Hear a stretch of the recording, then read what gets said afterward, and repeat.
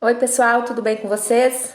Sejam bem-vindos a mais uma aula de ciências. Quem está falando aqui é a professora Juscelia Soares. Hoje nós vamos dar continuidade ao volume 2 do PET, né? Estamos na nossa semana 3. E o tema dessa semana é sistema nervoso, né? Semana passada falamos um pouco do sistema locomotor, do sistema muscular, né? E do sistema esquelético, que são sistemas aí relacionados à locomoção humana. E nessa aula nós vamos falar sobre o nosso sistema nervoso. Tá? A partir dessa aula aí, você vai entender as funções do sistema nervoso, compreender a principal função da célula nervosa, que são os neurônios, né? Diferenciar ato voluntário de ato reflexo. Vamos lá? Abre o material de vocês, né? Tá na apostila, lá na página... Não tem página. Procura aí, semana 3, ok? Então, aqui está nosso assunto, sistema nervoso. O sistema nervoso representa uma rede de comunicações do organismo, que desempenha 3 ações básicas. Quais essas 3 ações? Recebimento, tradução, interpretação e emissão de resposta de movimentos ou sensações. Entre as funções desempenhadas pelos órgãos que compõem o sistema nervoso, vem aí citando nesses pontinhos vários papéis dele, né? Coordenar os movimentos do corpo e do equilíbrio. O sistema nervoso está relacionado com controlar processos como respiração, digestão, regulação de temperatura do corpo, entre outros. Transmite e interpreta informações do ambiente e do corpo fornecida pelos órgãos dos sentidos, né? Visão, pelos olhos, tato, paladar. Produz respostas de acordo com os estímulos do ambiente, como dilatação e controlação da pupila, né? Então, aí seria um centro de controle, né, das funções do nosso corpo. Então, o neurônio, que é a célula nervosa principal, né, do sistema nervoso, ele tem esse papel aí de conduzir esses impulsos nervosos e transmitir ao longo do nosso corpo, né? É composto por um tipo especial de tecido denominado tecido nervoso, o qual possui como tipos celulares os neurônios e as chamadas células da glia. Então, o sistema nervoso é composto principalmente por esses 2 tipos celulares, que são neurônios e células da glia. Nessa aula, a gente vai concentrar nessas 2 estruturas, ok? Dando continuidade.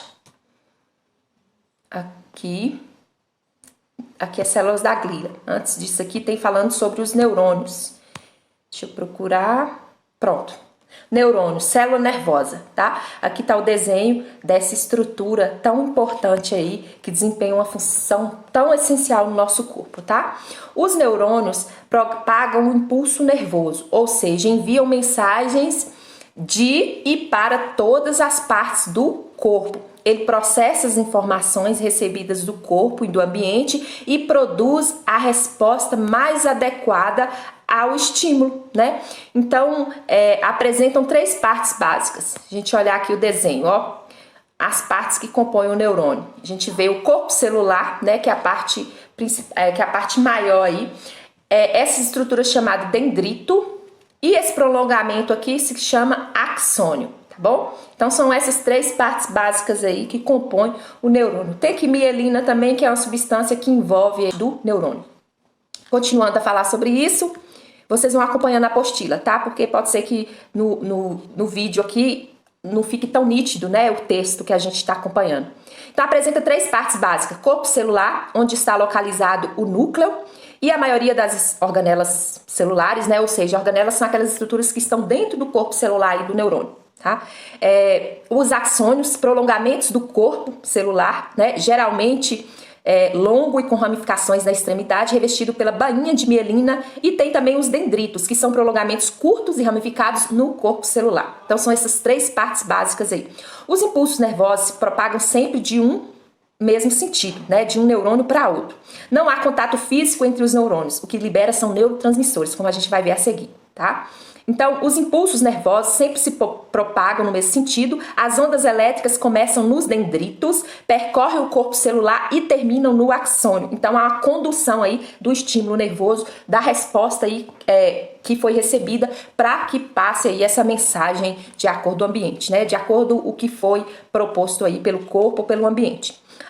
As ondas elétricas, né, como já disse, chegam primeiro pelo dendrito, observa a figura, passam pelo corpo celular e vai para o final até a parte do axônio, que é essa terceira parte aqui essa terceira estrutura aí que compõe o corpo do neurônio. Então ocorre o quê? Uma transmissão de neurônios, de impulsos nervosos. Eles não se tocam, eles liberam substâncias aí que são neurotransmissores que fazem essa comunicação, essa rede de comunicação ao longo do nosso corpo, tá?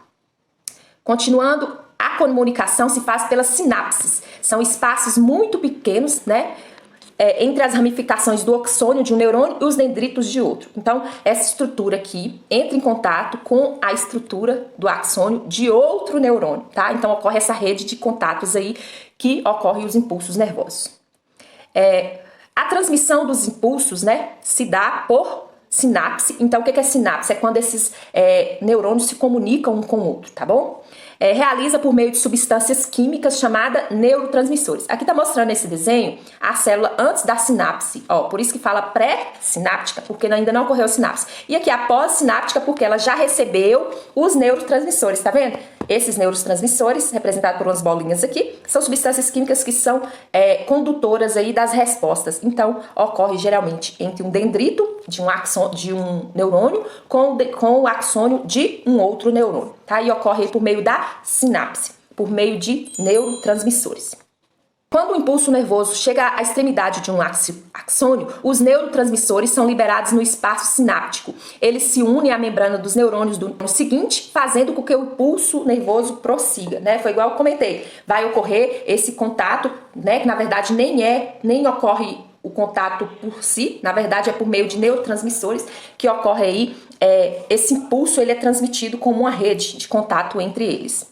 Neurotransmissores podem ser aferentes ou sensitivos, motores ou eferentes e podem ser neurônios de associação, né? E aqui vem fazendo a diferença de cada um. O que é o neurônio sensitivo? Capta estímulos de receptores e leva a informação até o sistema nervoso central. Os neuromotores levam a informação do sistema nervoso para outros órgãos efetores, como músculo, glândulas. E os neurônios de associação são aqueles que interligam neurônios sensitivos aos motores, né? E faz essa associação entre o neurônio sensitivo e o neurônio motor, tá?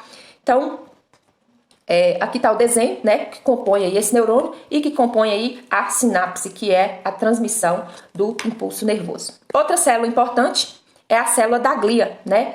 A célula da glia é outro tipo celular aí que compõe o sistema nervoso, tá? Célula da glia. As células da glia ficam entre os neurônios e são encarregadas de proteger, sustentar e nutrir e regular o funcionamento dos neurônios. As principais células da glia são astrócitos, nutrem os neurônios, oligodendrócitos, né, que produz a bainha de mielina e que possui a função de isolante elétrico. Vamos voltar na figura anterior, ó, a bainha de mielina revestindo aí o neurônio, tá?